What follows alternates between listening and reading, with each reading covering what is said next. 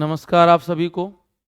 आज के लेक्चर में बेटा हम लोग बात करेंगे एटॉमिक स्ट्रक्चर। हम लोग बात करेंगे और एटॉमिक स्ट्रक्चर में बात करेंगे बेसिक कॉन्सेप्ट। ठीक है, बेसिक कॉन्सेप्ट में क्या बात करेंगे उसको भी जरा ध्यान दिया जाएगा कि बेसिक कॉन्सेप्ट में क्या क्या हमको देखना है। तो सबसे पहले हम लोग जरा बात कर लिया जाए कि एटॉमिक स्ट्रक्चर। देखो चैप्टर तो बहुत शानदार है, चैप्टर तो बहुत शानदार है बेटा, और जो सवाल आते हैं ना वो भी एक नंबर के बारूद सवाल आते हैं, एकदम शानदार शानदार सवाल। तो एटॉमिक स्ट्रक्चर से हम स्टार्ट करेंगे। सबसे पहले हम ये देखेंगे कि बेटा एटम्स होता क्या है। तो एक वैज्ञानिक थे जिनका नाम था डाल्टन साहब। क्या नाम था? डाल्टन साहब थे। एक वैज्ञानिक थे जिनका नाम था जॉन डाल्टन। क्या नाम था? John Dalton. एकदम ध्यान सुनना, और आपको कहीं घर पे रटना नहीं पड़ेगा। जॉन डाल्टन थे। तो जॉन डाल्टन ने क्या कहा बेटा? जॉन डाल्टन ने यह कहा कि जो एटम होता है, जो एटम्स होते हैं वो क्या होते हैं, केमिकल रिएक्शन में पार्टिसिपेट करते हैं। देखो क्या कह रहा है कि जो मैटर्स होते हैं made up of the extremely minute particle, individual particle which can take part in the chemical reaction. इन्होंने ये बोला, पुरानी कॉन्सेप्ट ये था कि जो एटम्स होता है बेटा वो क्या होता है, एटम्स क्या होता है, इनडिविजिबल होता है। क्या होता है बेटा? इनडिविजिबल होता है। और इनडिविजिबल का मतलब क्या होता है? जो केमिकल रिएक्शन, एक मिनट जरा एक काम और कर,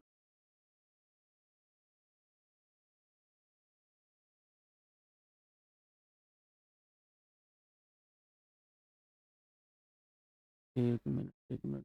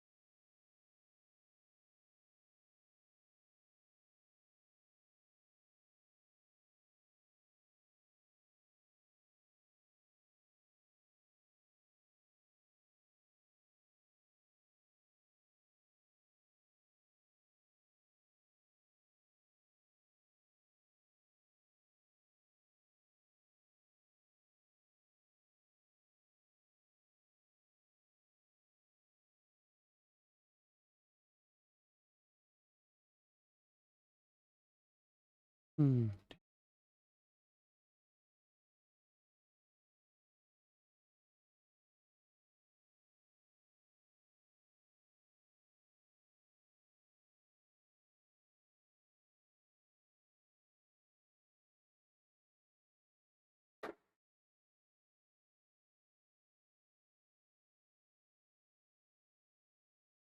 इसमें-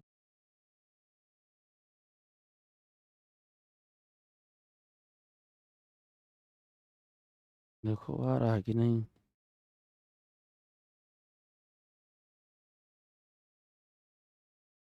कनेक्ट स्ट्रीम्स।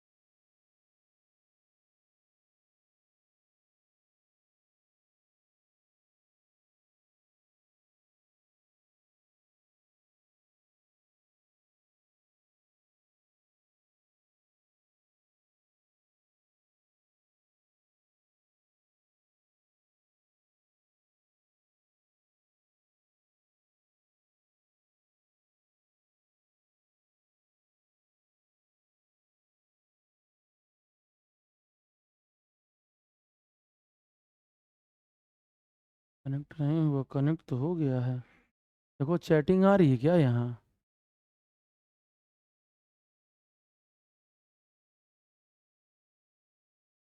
नहीं आ रहा है।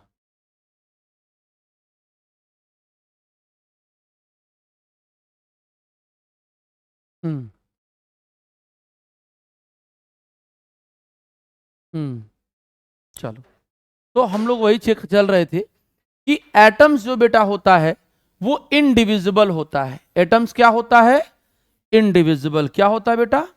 इनडिविजिबल। और किसने बोला था ये? जॉन डाल्टन ने बोला था। कहा था कि जो एटम्स होते हैं वो इनडिविजिबल होते हैं, लेकिन ये केमिकल रिएक्शन में क्या होते हैं? पार्टिसिपेट करते हैं। क्या करते हैं? Which is take part in a chemical reaction, takes part in a chemical reaction, ऐसा इन्होंने कहा। इन्होंने ये कहा कि जो एटम्स होते हैं वो केमिकल रिएक्शन में पार्टिसिपेट करते हैं। सबसे पहली बात उन्होंने यही बोला। अब इसको शॉर्टकट तरीके से अगर बेटा बात करेंगे, हम लोग शॉर्टकट तरीके से बात करेंगे, तो हम अपने नॉलेज के लिए बोलते हैं कि एटम्स क्या होता है बेटा? एटम्स क्या होता है? इनडिविजिबल होता है। एटम्स क्या होता है? इनडिविजिबल होता है। हम इसको ऐसे डिवाइड कर दें, इसको ऐसे कर दें, ऐसे कर दें, ए अलग कर दो और टॉम अलग कर दो। टॉम माने टॉमी नहीं, ऐसा नहीं टॉमी बोल दीजिए। तो ए का मतलब होता है, आप अपने आम भाषा में अपने समझने के लिए आपको मैंने बताया है, ऐसा नहीं कहीं पे लिखा है, कैन नॉट। क्या होता है बेटा? Can not. और टॉम का मतलब होता है डिविजिबल। बेटा जो एटम डिविजिबल नहीं होता है उसी को हम एटम बोलते हैं। यानी एटम जो होता है, डाल्टन ने कहा कि वो डिविजिबल नहीं होता है, कैन नॉट डिविजिबल। कब? हाँ, लेकिन एक बात है, इन्होंने बोला था कि वो केमिकल रिएक्शन में क्या करते हैं? पार्टिसिपेट करते हैं। बोलिए, बात क्लियर है? यहां तक बात समझ में आ गया? लेकिन जो मॉडर्न स्ट्रक्चर एटम का था, जो रदरफोर्ड के स्कैटरिंग पे बात किया गया, वो कहा गया कि जो है एटम जो होता है वो डिविजिबल होता है। बाद में जब देखा गया तो कहा गया नहीं नहीं भाई, गलत बोल रहे हैं आप। एटम क्या होता है? एटम जो होता है वो डिविजिबल होता है बेटा। वो क्या होता है? डिविजिबल होता है। और वो किससे बना होता है बेटा? वो बना होता है सब एटॉमिक पार्टिकल से। मेड अप ऑफ किसके बेटा? सब एटॉमिक पार्टिकल से बना होता है। किससे बना होता है? सब एटॉमिक पार्टिकल्स। जब मॉडर्न थियरी आई तब की पता चला कि यार आप तो गलत बता रहे थे। एटम क्या होगा? डिविजिबल होगा। वो छोटे छोटे पार्टिकल्स से, जैसे मान लो हम मकान के अंदर जब घुस रहे हैं, तो मकान बाहर से तो एक ही दिख रहा है ना, लेकिन मकान के अंदर जब घुस रहे हैं तो ढेर सारे कमरे दिखाई दे रहे हैं। तो उसी तरीके से एटम को जब देखा गया तो एटम के अंदर ढेर सारे सब एटॉमिक पार्टिकल मिले। कुछ अच्छे मिले, कुछ काम करने लायक मिले, कुछ बेकार भी मिले। जैसे समुद्र मंथन हुआ था, क्या हुआ था याद आ रहा है? समुद्र मंथन में बहुत सारी चीजें मिली थी। मिली थी कि नहीं मिली थी? और विष भी मिला था। तो विष किसने ले लिया था? शिव जी ने ले लिया था। लेकिन जो बहुत सारी ऐसी चीजें मिली जिनको हम लोग जानते हैं, लेकिन बहुत चीजें ऐसी मिली जो नहीं भी जाना जाता है। तो सेम एटम को तोड़ा गया, एटम देखा गया कि यार इसमें तो बहुत बहुत सारे पार्टिकल्स हैं, लेकिन तीन पार्टिकल्स ऐसे हैं बेटा, तीन पार्टिकल्स ऐसे हैं जो क्या हैं? जो मेन है, वो स्ट्रक्चर एटम को, एटम की स्टेबिलिटी को बताएंगे कि एटम एक्चुअली है क्या।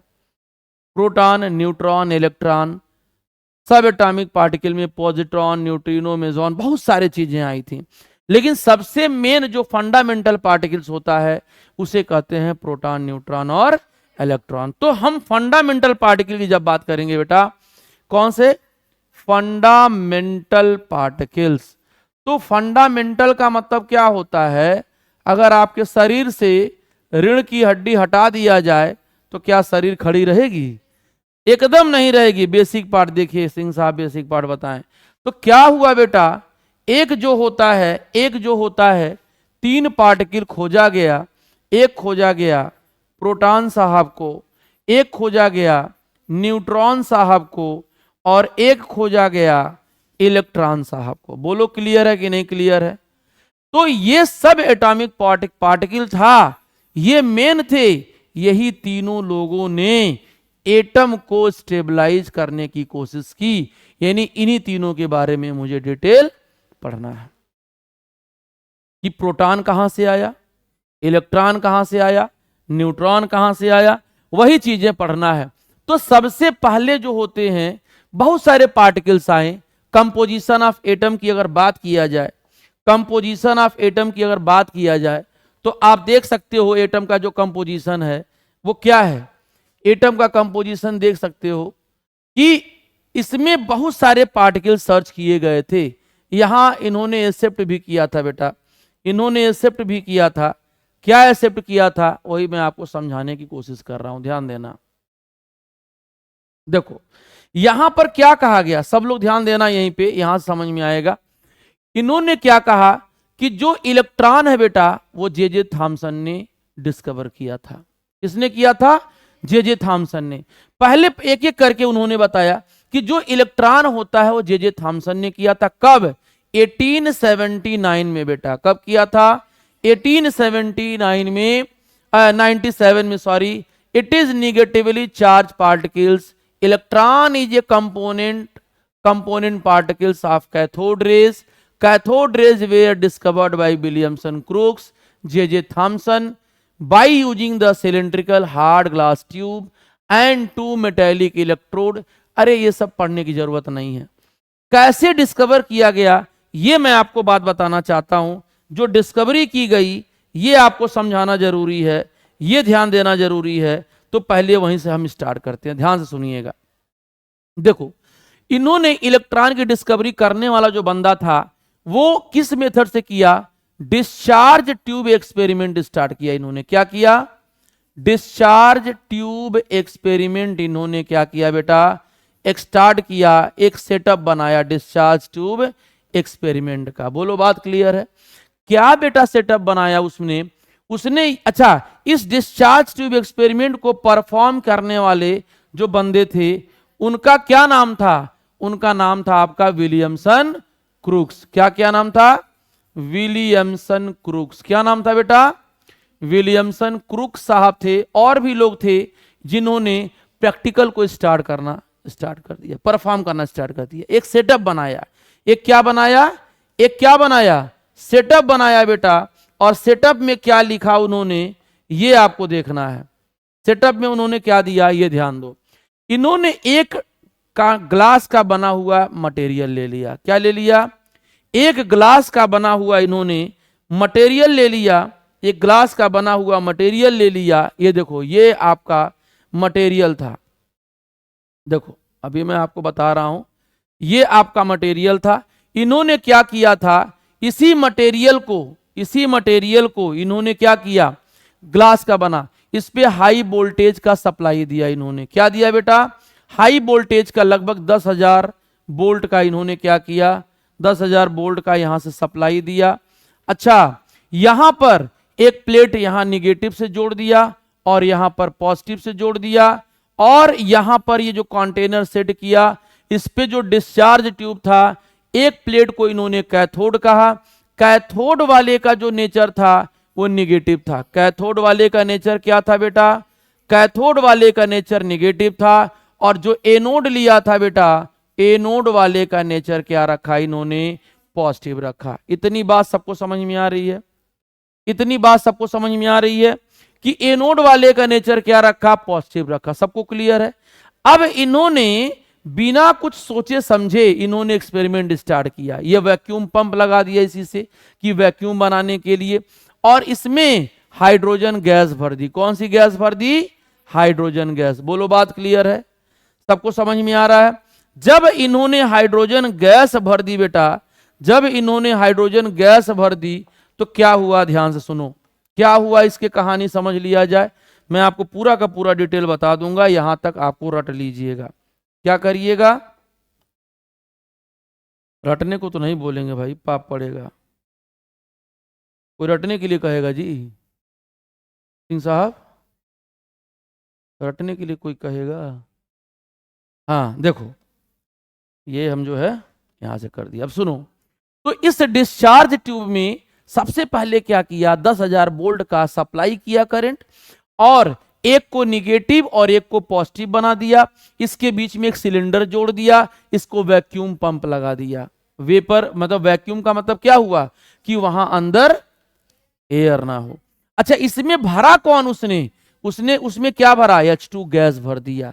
अच्छा, वो H2 गैस भरा तो देखा कुछ नहीं हो रहा इसमें, इसमें कुछ भी नहीं हो रहा था भाई, इसमें करंट वगैरह कुछ नहीं आ रहा था, इसमें चार्ज नहीं डेवलप कर रहा था, ना कोई माइग्रेशन हो रहा था। तो कहा भाई करें क्या हम 10,000 डेवलप भी 10,000 वोल्ट भी सप्लाई कर रहे हैं, प्रेशर हम 1 एटमॉस्फेरिक प्रेशर ले रहे हैं तो नहीं हो रहा। अब क्या किया जाए, कुछ भी उसके अंदर इस ट्यूब के अंदर डिफ्लेक्शन नहीं हो रहा था, कुछ भी डिफ्लेक्शन उसके अंदर नहीं हो रहा था। तो ये कहे कि अब करें तो क्या हम। तब उनके दिमाग में एक बात आया, ओ अगर हम प्रेशर को घटा दें तो हो सकता है कि काम हो जाए। एक एटमॉस्फेरिक प्रेशर जो था, एक एटमॉस्फेरिक प्रेशर जो था उसको इन्होंने क्या किया, कुछ घट किया। 1 एटमॉस्फेरिक प्रेशर जो था इसको इन्होंने बेटा रिड्यूस किया, और ये 10 टू दी पावर -2 से 10 टू दी पावर -3 mmHg ले लिया। अब जैसे ही, अरे प्रेशर है, प्रेशर का यूनिट होता है ये, जैसे ही उन्होंने प्रेशर दिया इतना बेटा, जैसे ही उन्होंने प्रेशर दिया घटाया, इसके अंदर कुछ होने लगा, कुछ न कुछ होने लगा। अच्छा, पीछे इसमें एक फोटोग्राफिक प्लेट भी लगा रखा था, यहां पर ये क्या लगाया था, एक फोटोग्राफिक प्लेट लगाया था। हमको पता कैसे चलेगा भाई कोई रेज आ रहा है या नहीं आ रहा है, ये पता कैसे चलेगा। इसी को तो पता लगाने के लिए पीछे क्या किया, फोटोग्राफिक प्लेट लगा दिया। बात सबको समझ में आ रहा। जब इन्होंने फोटोग्राफिक प्लेट लगाया तो देखा कि पहले H2 क्या हुआ, H2 जो होगा वो टूट करके एटम बनाया, टूट करके एटम बनाया, प्रेशर लगाया, टेम्परेचर मतलब करंट ज्यादा दिया तो ये H2 टूट करके 2H बनाया, और 2H फिर क्या हुआ, H+ बना दिया, मतलब 2 इलेक्ट्रॉन को लूज करके। अरे 2 हाइड्रोजन 2 इलेक्ट्रॉन निकालेंगे। अब यहीं पे तो सारी खेल हुई, यहीं पे ये जनरेट हुआ, ये जनरेट हुआ।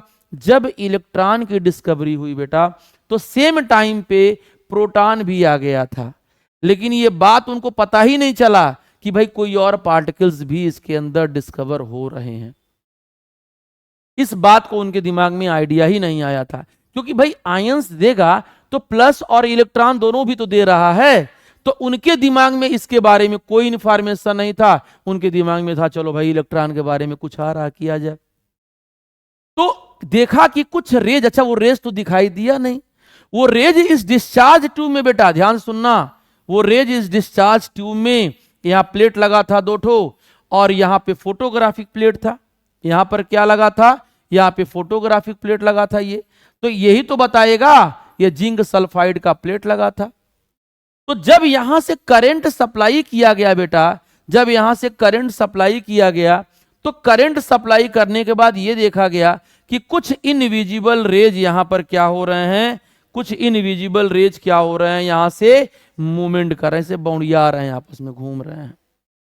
अच्छा, इसी से तो प्रेशर घटाया गया था, इसी से तो प्रेशर 10 टू दी पावर -2 से 10 टू दी पावर -3 mmHg किया गया था। जब तक प्रेशर 1 एटमॉस्फेरिक था तब तक उसमें कुछ भी हलचल नहीं हुआ, कोई ऑब्जर्वेशन नहीं हुआ। अब वो बेचारे पगला गए, अब क्या करें, कुछ हो ही नहीं रहा है। मस्त तरीके से हम यहां से सप्लाई दे रहे हैं, 10,000 वोल्ट दे रहे हैं, ऐसा ससुरा कुछ कर ही नहीं रहा है। तो किया उन्होंने, चलो ठीक है यहां से टेम्परेचर को एटमॉस्फेरिक प्रेशर को कम कर दिया जाए। उन्होंने किया, जब किया तो ये जो इलेक्ट्रॉन था ना बेटा वो घूमने लगा था, ये पॉजिटिव टर्मिनल था, ये नेगेटिव था। तो कैथोड था, ये क्या था, कैथोड था, और ये क्या था बेटा, ये क्या था, एनोड था। तो ये इलेक्ट्रॉन ऐसे घूमने लगा, इसके अंदर ऐसे घूमने लगे, और घूमने घूमते वो एक सिंगल डायरेक्शन बना लिए कि भैया चलो, सिंगल डायरेक्शन उन्होंने बना लिया। क्या बनाया, उन्होंने देखा कि कुछ रेज जो हैं ऐसे सीधे सीधे जा रहे हैं और जा करके उस प्लेट से टकरा रहे हैं। किस प्लेट से, एनोड के, और ये प्लेट टकराने से ये वाला प्लेट एकदम गर्म हो जा रहा है। गर्म हो करके इसका कलर क्या हो जा रहा है, चेंज हो जा रहा है। तब उनके दिमाग में आया, भैया ये तो कुछ हो रहा भाई, प्लेट का कलर चेंज हो रहा है, इसका मतलब कोई न कोई ऐसा रेज है जो कैथोड से एनोड पे जा रहा है। कोई न कोई एक ऐसा रेज है जो कैथोड से कहां जा रहा है, एनोड की तरफ जा रहा है। तो इन्होंने यही कह दिया कि उस रेज को क्या बोलते हैं, कैथोड रेज बोलते हैं। वो एक नाम दे दिया। बच्चा शनिवार को पैदा हुआ तो गांव में शनिचरी नाम रख दिए। बुधवार को पैदा हुआ तो गांव में लोग क्या नाम रख देते हैं, बुधई। समझे? अब तो अंग्रेज वाला नाम आ गया है, अब तो लोग जो है टॉमी डॉमी दुनिया भर का प्रीति तामझाम नाम रख रहे हैं। तो वही चीजें हैं। इन्होंने कहा कि ठीक है भाई, कैथोड रेज से इलेक्ट्रॉन जा रहा है तो इसका नाम क्या रख दिया जाए, कैथोड रेज रख दिया जाए। इतनी बातें इन्होंने किया था। विलियमसन क्रूक का पूरा सेटअप था, बेचारे लैब में अपने काम करते थे एकदम मस्त तरीके से। लेकिन इलेक्ट्रॉन के बारे में कि इसका नेचर निगेटिव है, इलेक्ट्रॉन इसका नाम रखने वाला जो बंदा था वो कौन था, जे थॉमसन थे। कौन था, जे थॉमसन।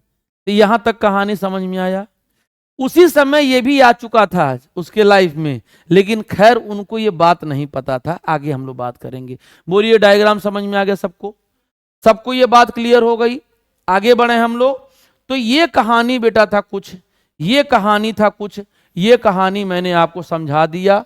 अब इसके बाद इतना प्रैक्टिकल करने के बाद हुआ क्या था, एक्चुअली इतना प्रैक्टिकल करने के बाद क्या हुआ था, उसके बाद बेटा आते हैं प्रॉपर्टी पे। प्रॉपर्टी क्या देखा गया इसमें, प्रॉपर्टी क्या देखा गया, प्रॉपर्टी ये देखा गया कि जो कैथोड रेज होता है बेटा वो स्ट्रेट लाइन में ट्रेवल करता है। ठीक है, कैथोड रेज किस में ट्रेवल करता है, ट्रेवल इन स्ट्रेट लाइन। बात सबको समझ में आ रहा है बेटा? कैथोड रेज स्ट्रेट लाइन में ट्रेवल करता है, ऐसा ऑब्जर्वेशन किया गया प्रैक्टिकली। ठीक है, दूसरी बात तो कैसे पता चला उन्होंने, उसके बाद क्या कहा, cathode rays produce mechanical effect, they can rotate the wheel place in the path. कैसे समझा जाए, देखो ये फिर सेटअप में बना रहा हूं एक बार थोड़ा सा आपको समझाने के लिए। यहां पर सारा का सारा सेटअप ऐसे ही बना हुआ था और बीच में एक यहां पर सेटअप कर दिया गया और इस तरीके से पंखा लगा दिया गया। क्या लगा दिया गया, पंखा। तो जब यहां से रेज बेटा निकल रहा था, ये पूरा का पूरा सेटअप नहीं बना रहा हूं, जब बेटा रेज यहां से निकल रहा था तो इसी से न टकराएगा।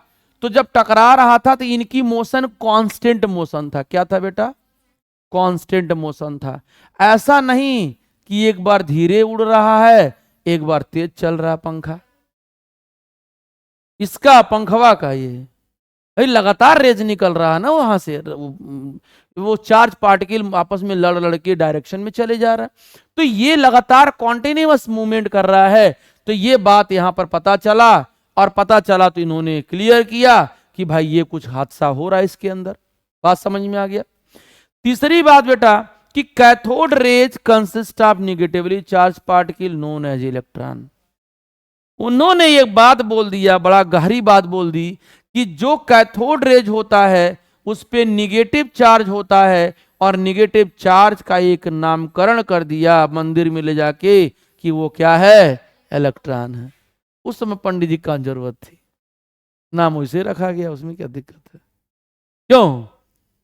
आज के समय में हर प्रोग्राम में पंडित जी लोग को फायदा हो रहा है, पूजा कराइए। क्यों? तो ये कहानी है। आगे बढ़ते हैं बेटा, हम लोग आगे चलते हैं। फिर क्या कह रहा है, cathode raise travel with high speed approaching that the light. यानी क्या कह रहा है कि उसकी जो स्पीड हो रही है बेटा लाइट के स्पीड के मूवमेंट कर रही है। स्पीड जो हो रही है क्या हो रही है, लाइट के स्पीड में मोशन कर रही है। दैट इज कॉल्ड 3 × 10⁸ मीटर पर सेकेंड। कैथोड रेज काज फ्लोरेसेंस। अरे बेटा ये क्या बताया हूं, कलर चेंज करता भाई। पीछे क्या लगा हुआ है, फोटोग्राफिक प्लेट की, कहिया तुम देखी थी? हाँ तो पूछ रहे कब देखी थी तुम? बुक में लिखा है हम तो नहीं देखे थे बुक में। ये तुम्हारा क्या है, ये क्या है बताओ, ये तुम्हारा फोटोग्राफिक प्लेट है। क्या है बेटा, फोटोग्राफिक प्लेट है। और फोटोग्राफिक प्लेट का जिंक सल्फाइड दिया गया और उसने नाम क्या किया, इसका चेंज कर दिया। उसका नाम क्या कर दिया, चेंज कर दिया। चेंज करने का मतलब क्या होता है बेटा, फ्लोरोसेंस वाला कहानी होता है। बात समझ में आ रहा है? तो ये कहानी समझ में आया कि नहीं आपको, बताइए। ये आप सहमत हैं कि नहीं इससे, बोलिए जल्दी से। इससे सहमत हैं भाई साहब? तो ये कहानी है। इसके बाद आ जाओ, cathode rays heat the object on the fall due to the transfer of kinetic energy. अरे वाह बेटा, काइनेटिक एनर्जी भी दे रहा है वो। क्या दे रहा है, इलेक्ट्रॉन घूमते हुए हाई स्पीड से जा रहा है ना, देगा कि नहीं देगा। तो ये कहानी है। फिर क्या कर रहा है, cathode rays fall on the solid such as copper, X-rays are produce. ये एक्सरे भी प्रोड्यूस करता है, पुरानी बातें।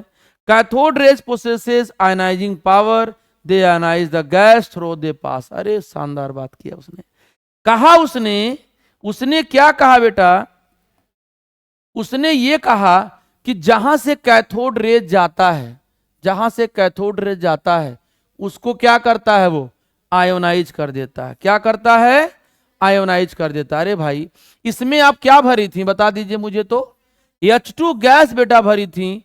और H2 गैस भरी थी जब आप, तो वो आयोनाइज करेगा कि नहीं करेगा, बोलिए।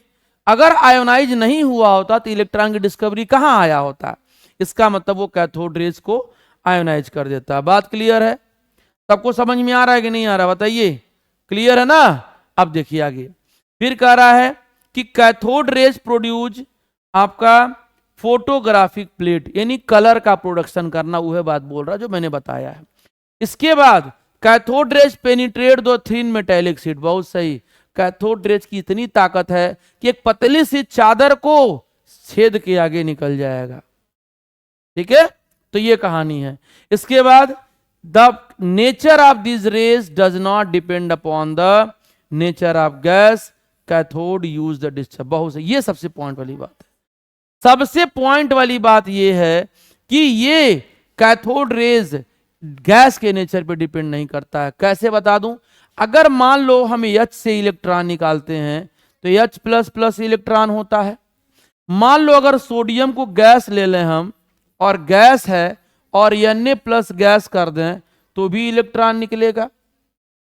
मान लो पोटेशियम है, ये गैस ले लेता हूं और ये आपका K प्लस बना लेता है और ये भी इलेक्ट्रॉन बनाता है। तो एक बात बताओ, इसकी सारे की शकल एक का तरह से है ना, सबका शकल क्या है, एक ही तरह से है। इसीलिए कैथोड रेज गैस के नेचर पे डिपेंड नहीं करता है, does not depend upon nature of gas, depend upon nature of gas. बोलिए बात क्लियर है, नेचर ऑफ गैस। सबको समझ में आ रहा है कि वो गैस के नेचर पे उसका डिपेंड, क्यों, क्योंकि सारे इलेक्ट्रॉन भाई सारे अलग अलग एटम है, ये हाइड्रोजन है, ये सोडियम है, ये पोटेशियम है, लेकिन इलेक्ट्रॉन का तो शकल एक है ना सबका। सारे इलेक्ट्रॉन सेम शकल के भाई साहब। आदमी है तो दुइये गुड़ पैर रहेगा ना, है? तो सारे आदमी का एक कॉमन, दोनों पैर रहे दुइये हाथ रहेगा। बोलिए बात बराबर है। तो इसीलिए ये डिपेंड नहीं करता है। एक बात इसमें बताया इसमें कि जो E/m चार्ज होता है वो कितना पाया जाता है, 1.6 10 टू दी पावर आपका ये कूलम्ब होता है। अब एक बात बताओ, दिख रहा वैल्यू पूरा, पूरा वैल्यू दिख रहा है कि नहीं, बोलो। अब हम पावर लिखवा रहे हैं ना, काहे घबरा रही हो।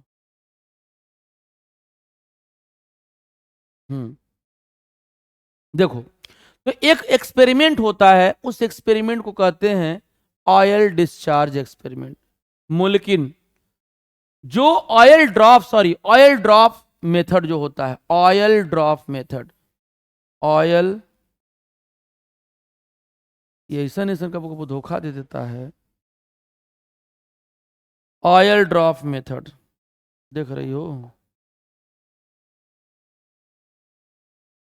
Oil drop method. इस मेथड को, इस एक्सपेरिमेंट को परफॉर्म किसने किया था? आर ए मल्किन ने। कौन किया था? आर ए मल्किन ने। बोलो समझ में आ रहा है कि नहीं आ रहा है? इन्होंने क्या एक्सपेरिमेंट परफॉर्म किया था कि जो चार्ज बाई मास का वैल्यू होता है, charge by mass, specific charge by mass, क्या होता है बेटा? स्पेसिफिक चार्ज बाई मास की जो वैल्यू होता है, इसको इन्होंने परफॉर्म किया। ई बाई एम किसके लिए? फॉर प्रोटॉन के लिए, सॉरी इलेक्ट्रॉन के लिए इन्होंने पता लगाया। तो एक्सपेरिमेंट किससे किया? इसकी वैल्यू किससे निकाला? चार्ज बाई मास का जो वैल्यू निकाला इलेक्ट्रॉन के लिए, वो एक मेथड होता है जिसे क्या कहते हैं? Oil drop method. क्या कहते हैं? Oil drop method. उस मेथड से इसको क्या किया उन्होंने? एक्सपेरिमेंट को परफॉर्म किया। बता रहे हैं। और ये जो होता है, ये जो होता है, मैंने आपको बताया कि ये आर ए मल्किन ने इसको परफॉर्म किया था। बोलो क्लियर है? अब अगर हम मान लो इसको हम तुमको दिखाते हैं,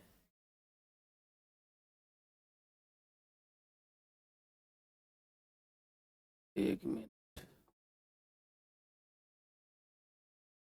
मुझे जो है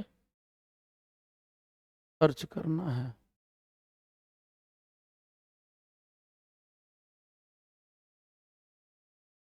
हम्म, ये है। वही खोज रहे थे, कहाँ है, मिल ही नहीं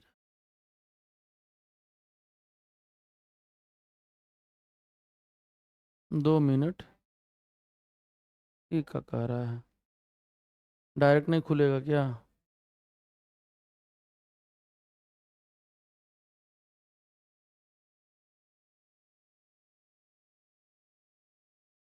एक मिनट, यहाँ से आ रहे ड्रॉप में।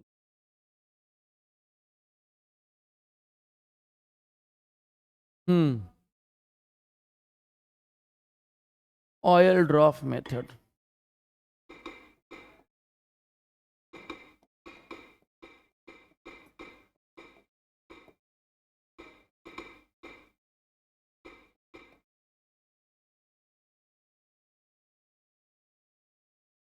देखो, इस एक्सपेरिमेंट से जो है, ऑयल ड्रॉप जो एक्सपेरिमेंट होता था, इसी से सारे के लिए स्पेसिफिक चार्ज बाई मास की वैल्यू निकाला जाता था। देखो यहां से, ये है तुम्हारा।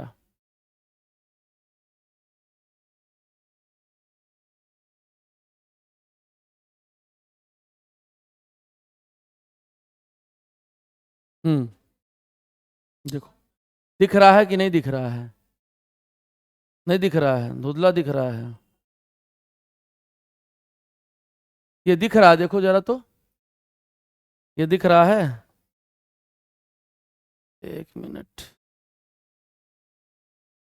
एक मिनट रुको, हम सांस ले आते हैं।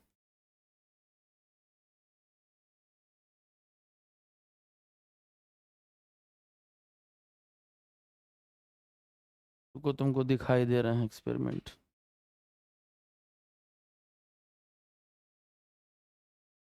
यहाँ से ले आ रहे हैं ऑयल ड्रॉप।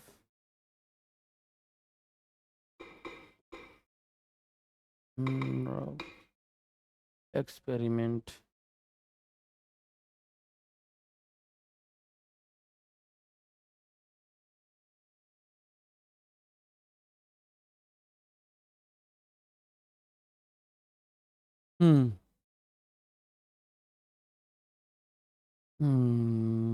तो तुम्हारे, हम इस पे ट्रांसफर कर रहे हैं, साफ आएगा इससे? हो सकता है इससे साफ आए।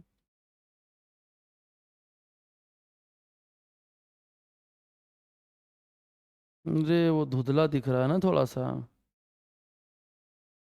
थोड़ी दिक्कत हो रही है।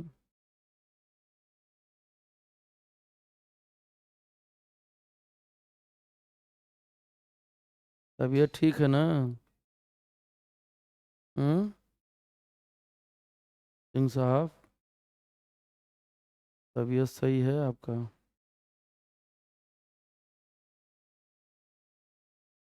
तबीयत ठीक नहीं लग रहा, लग रहा है। हम्म, आज गई होती दावत में, तबीयत ठीक रहता थोड़ा सा,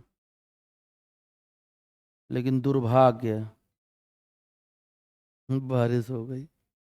नहीं तो जाना चाहिए था। हम्म।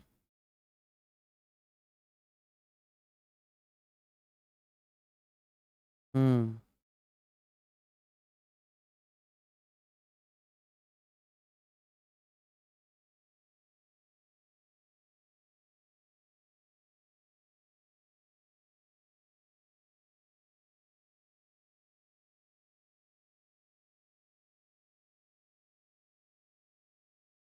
Are you sure to want to close the browser? Okay, चलिए कहाँ गया जी, यही आया है ना, इसको ट्रांसफर करो इधर, इधर ट्रांसफर करो।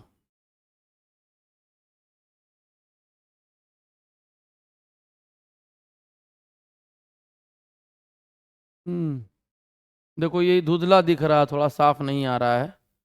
इसको देखते हैं अगले टर्न पे, इसको समझाते हैं, क्योंकि धुंधला साफ नहीं आ रहा, अलग से लाना पड़ेगा। इसी एक्सपेरिमेंट से जो है ई बाई एम की वैल्यू फाइंड किया गया, ठीक है ना। इसी एक्सपेरिमेंट से ई बाई एम की वैल्यू डिफाइन किया गया। साफ नहीं आ रहा, देखो ये तुम्हारा एक ये इसी से ड्रॉप करके भेजा जाता है इसमें ऑयल, यहाँ से सारा ये सेटअप लगा हुआ है। देखो साफ नहीं आ रहा है, इसको हम लोग अगले टर्न पे समझा देंगे, बस आगे कैलकुलेशन बताते हैं, क्योंकि साफ क्लियर इसमें डायग्राम दिख नहीं रहा है।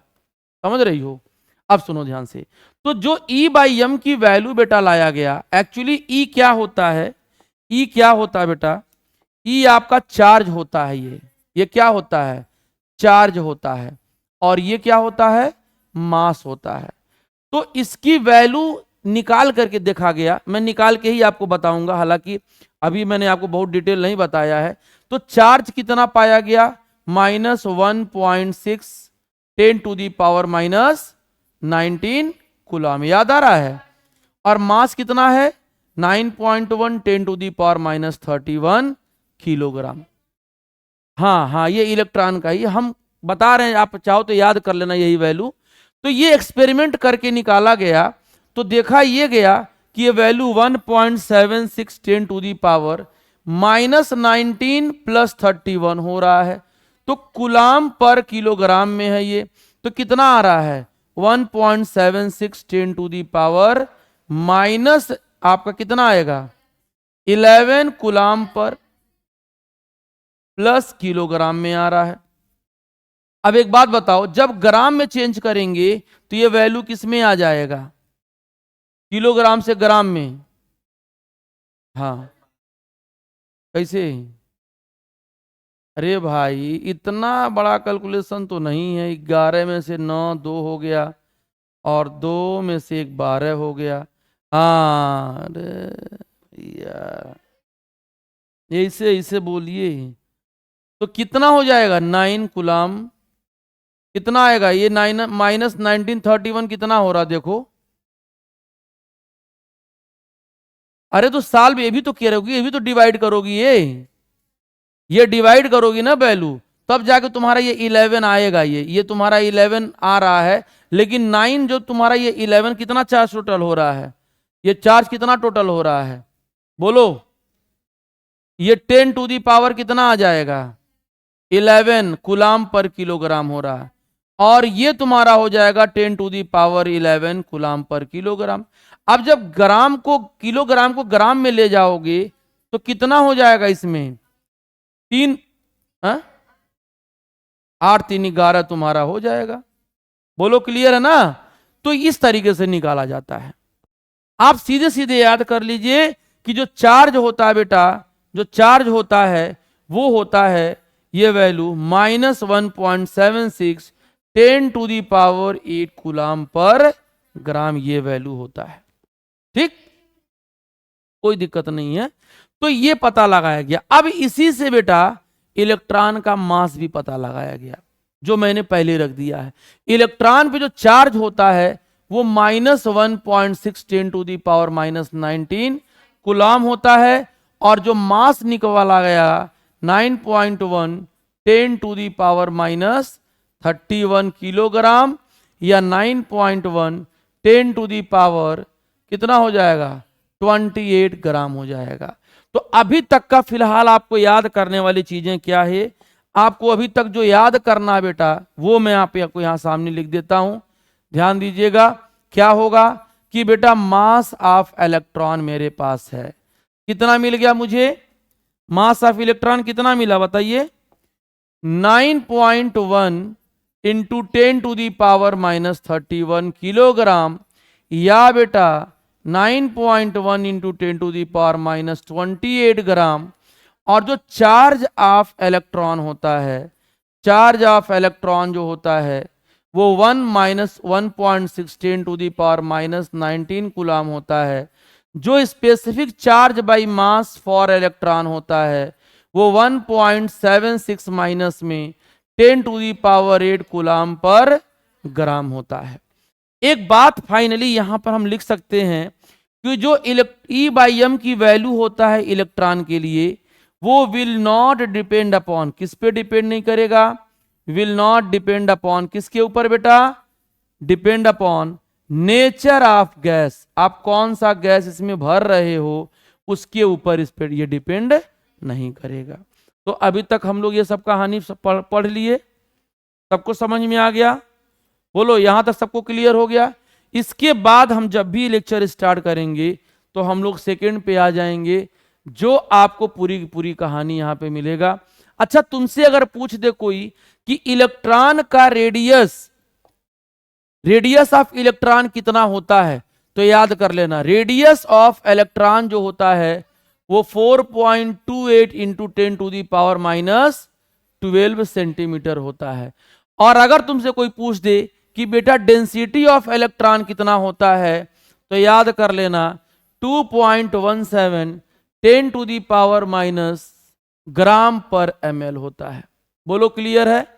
तो इतनी बातें आपको याद करना है सारी चीजें, बाकी हम लोग कल मिलेंगे तो न्यूमेरिकल करेंगे। तो इसके साथ हम लोग लेक्चर खत्म करते हैं, कल के लेक्चर में मिलेंगे, आगे कंटिन्यू करेंगे। स्वस्थ रहिए, मस्त रहिए, खुश रहिए, थैंक यू। हाँ।